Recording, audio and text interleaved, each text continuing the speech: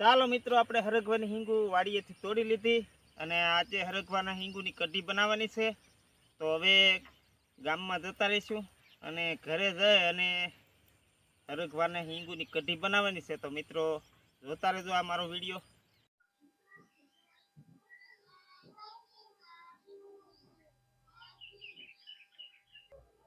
ચાલો મિત્રો, નમસ્કાર. સૌ મજામાં છો? આજે આપણે વાડીએથી હરગવાની શીંગો લાવ્યા છીએ.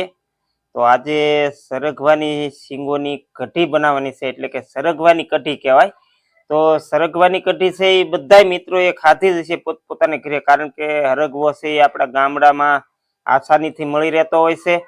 અને હરગવાના ગુણ એવા હોય છે કે જે કોઈને મેદ વૃદ્ધિ હોય, પછી પથરીના રોગો હોય, તો એવાને માટે આ હરગવો ખાવો હિતાવહ છે મિત્રો. કોઈને મેદ વૃદ્ધિ હોય તો આ સરગવાના શીંગોને બાફી અને એનું પાણી પીવાથી થોડોક શરીરમાં ઘટાડો થાય છે, વજનમાં પણ ઘટાડો થતો હોય છે. અને પથરીનું દર્દ હોય એને આ હરગવાની શીંગનો એમ કહેવાય કે બાફીનો રસ અથવા હરગવાના મૂળિયાનો રસ પીવાથી પથરી મટે છે. તો મિત્રો આજે કરવાની છે સરગવાની કઢી. તો આપણે શીંગું લાવ્યા અને હવે આપણે આ વાડીએથી આપણે શીંગું પાડીને લાવ્યા છીએ આવી, અને હવે આપણે આને શીંગુને મોળવી પડશે. તો આવી રીતે પેલા સુધારી નાખીએ.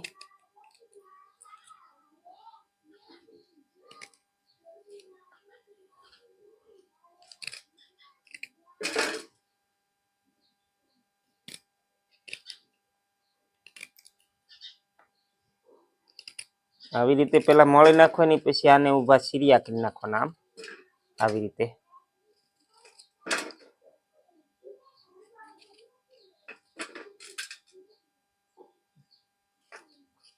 આવી રીતે આપણે જરૂર પૂરતી બધી શીંગો મોળી નાખવાની છે, અને પછી આપણે સૂલો પેટાવી અને શીંગુને બાફા પેલા મૂકી દેવામાં આવશે.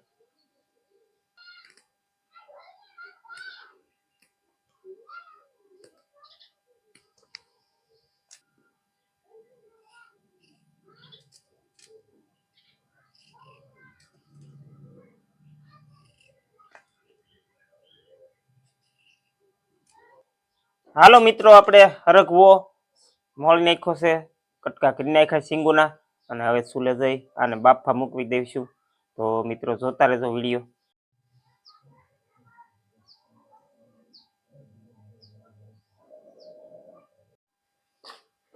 હાલો મિત્રો, હરગવાને પેલા આપણે ધોઈ નાખીશું, પછી આપણે તપેલીમાં નાખી અને બાફા મૂકી દઈશું.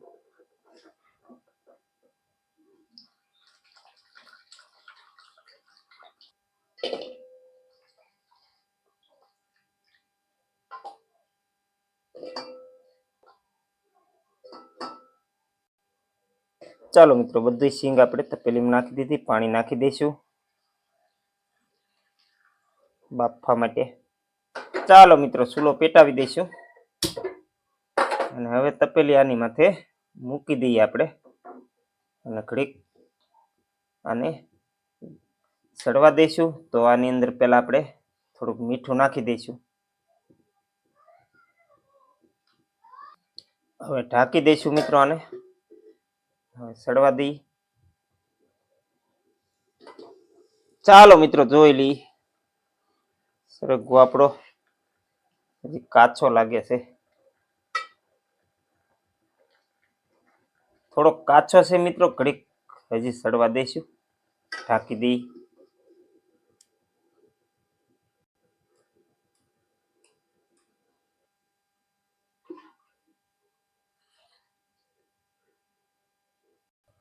ચાલો મિત્રો આપણી શીંગો બફાઈ એ પહેલા આપણે આ કઢી માટેનું બધું તૈયાર કરી નાખીએ. તો આ છાશ લીધી ને એમાં નાખ્યો છે ચણાનો લોટ. હલાવી નાખીશું એટલે લોટ છે એ છાશની અંદર ભળી જાય. અને હજી આની અંદર આપણે ઘટતા મસાલા બધા નાખી દઈશું. ચાલો મિત્રો જુઓ હરગવો બધો બફાઈ ગયો છે. હવે આને આપણે કાથરોટમાં કાઢી લઈશું પેલા.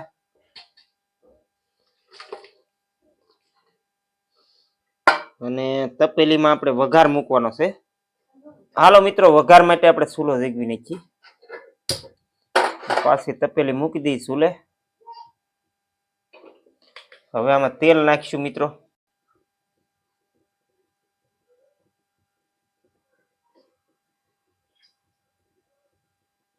હાલો તેલ નાખી દીધું અને ગરમ થવા દઈશું. ચાલો મિત્રો તેલ આવી ગયું. હવે પેલા નાખીશું રાઈ. તેલ ફૂલ આવી ગયું છે. હવે નાખીશું જીરું. હવે નાખીશું હિંગ. હવે નાખીશું મીઠો લીમડો. હવે નાખીશું લસણ કળિયું. હલાવી નાખીશું.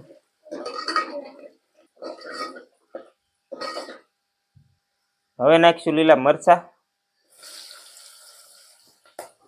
હલાવી નાખીશું.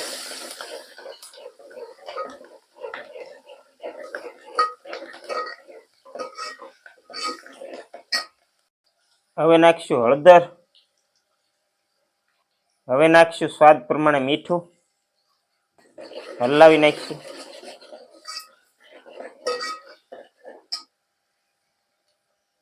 ધાણા જીરું પાવડર.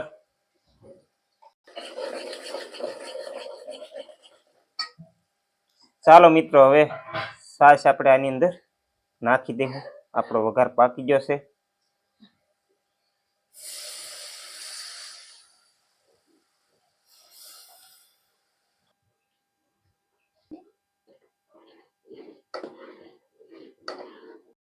ચાલો મિત્રો થોડોક આમાં ગોળ નાખીશું આપણે, એટલે કઢીની ટેસ્ટ સારી આવે.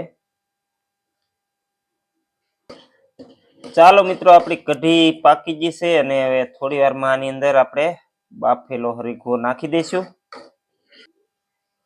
ચાલો આપણે હરીગવી નાખી દઈએ.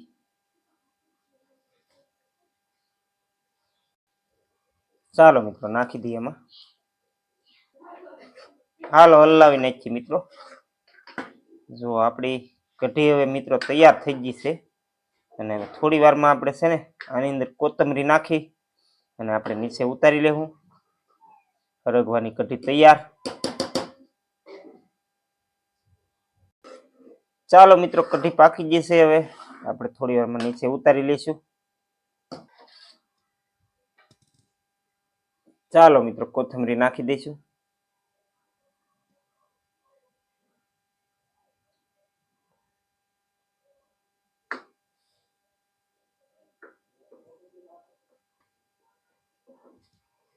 ચાલો મિત્રો નીચે ઉતારી લીધું.